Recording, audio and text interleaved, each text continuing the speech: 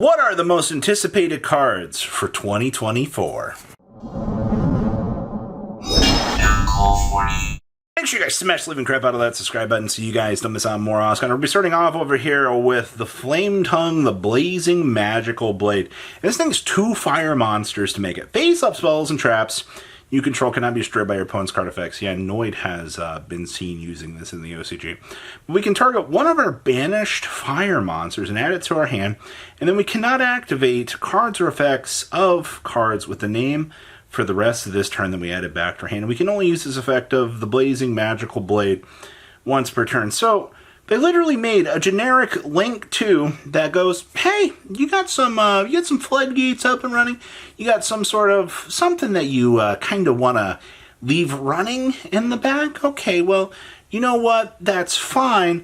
We can go ahead and, kind of deal with that and go along with what we're expecting there. But I think this card is nuts. The problem with this is it's a manga promo, so the TCG, as per usual, has zero clue where we're going to get this thing imported. And that's a really big disappointment, because this is one of the cards that makes the fire decks so much insanely stronger. Also, you can revive this thing with, oh, you guessed it, most of your recurable fire stuff. Cards kind of nuts. So, I don't know how or when, but fire decks become so much stronger with the release of this card. So, I guess, buckle up and expect this card, wherever it shows up in 2024, to be this card that is going to do something so mystical, so exciting, be fire recovery support, and you're just going to be like, oh, okay, I did not foresee that level of support rolling on out here. Yeah, me either. It's really amazing. Fire promo cards. Next up is the Sky Striker Combined Mobilization Maneuver. Engage 0. Now, I want to preface this and say, there are a lot of Sky Striker support coming. The fact that, we have a machine dupe target that also helps out the deck a lot. Amazing. But the thing I'm most excited about was the fabled Light Link that we've been waiting for. Now remember, this thing is 2 light and or dark monsters. It's always treated as a Sky Striker card. And, you're going to notice it's missing one of our most favorite lines on this card. This card must be Link summoned. It's just this card cannot be used as Link material. Oh boy. So if this card is special summon, you can target one monster on the field with 2,500 more attack, negate its effects until the end of this turn, and at the start of the damage step, if this card attacks, if you have Ray and Rose in your graveyard, you can destroy all your opponent's cards. Alright, you can destroy all their monsters. And you can only use this effect, or you can only special summon one of these per turn. We can linkage into this, which is pretty much a banger. But the problem is, this has to be like kind of your final linkage roll, if that makes sense, because it itself can't be used as link material. Who cares? Alright, the thing is, this is a control option for the deck. And obviously, with buy steals floating around, hi guys, I know you're out there getting ready to scoop up some Orcust monster from the graveyard, getting ready to pick up the Ray and Rose out of the graveyard too. We know that this card is going to be a huge anticipation. Actually, for most people out there, they might not like Sky Striker support, but this is personally a huge W that I'm waiting to actually get my hands on. Just to kind of go ahead and mess around with playtesting some of this stuff. It's the cool ideas like this that tend to get people excited for things. Next up is Infernoid Evil. Now, I do want to preface this with most of the decks from the Terminal World set are highly anticipated. So many people are waiting for this, but Evil is one of those cards that you look at and you're like, was this actually a creative card? Like, what were they doing?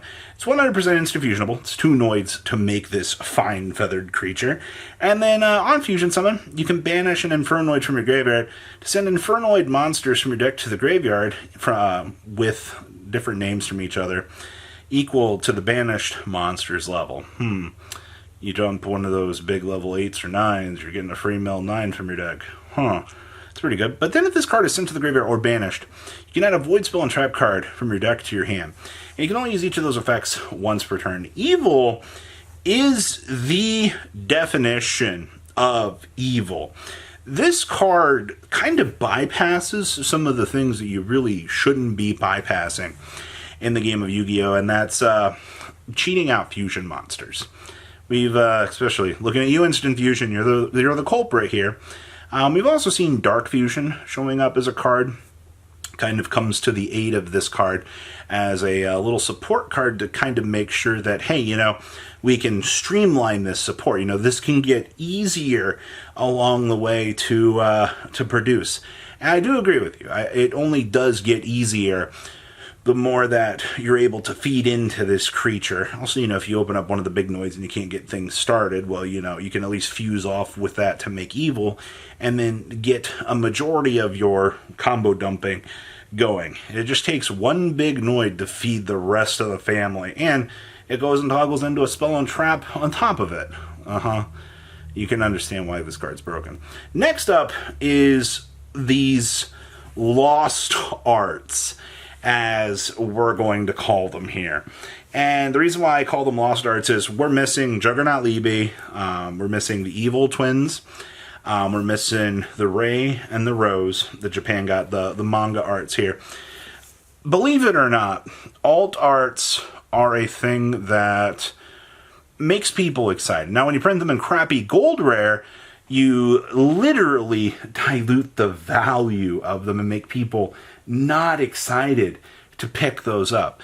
But when we can get alt arts in equally higher rarities as some of the original cards, then we can start to get people excited about this. Especially waifu cards sell. Contrary to what you might think, oh, waifus are stupid, you know, I can't believe that they cater to these people. Who cares, all right? They're trying to...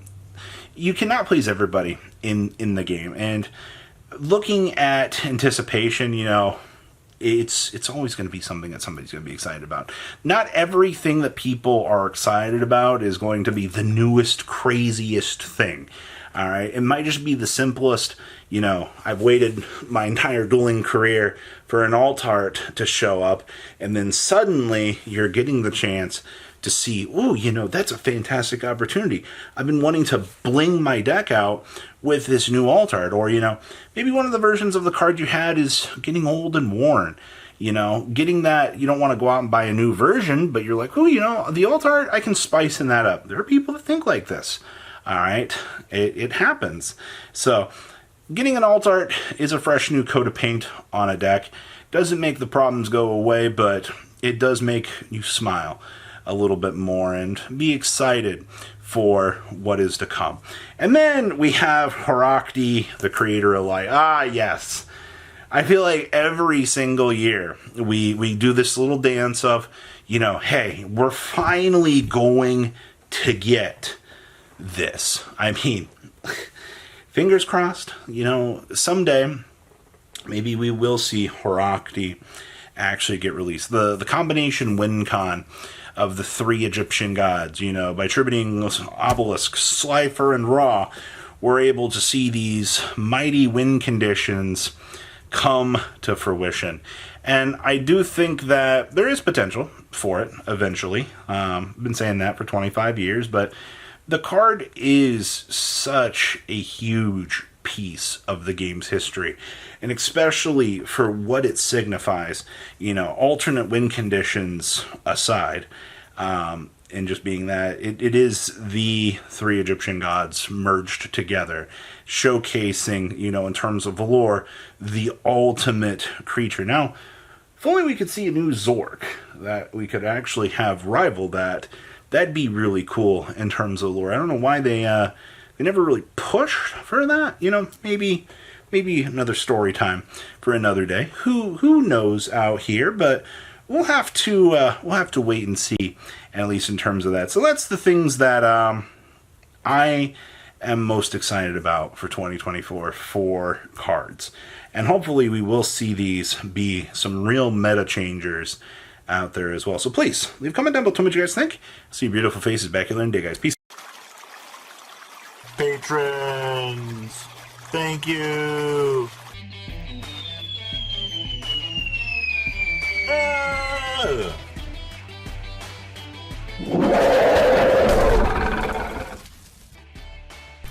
Thank you so much for watching. Check out these other videos.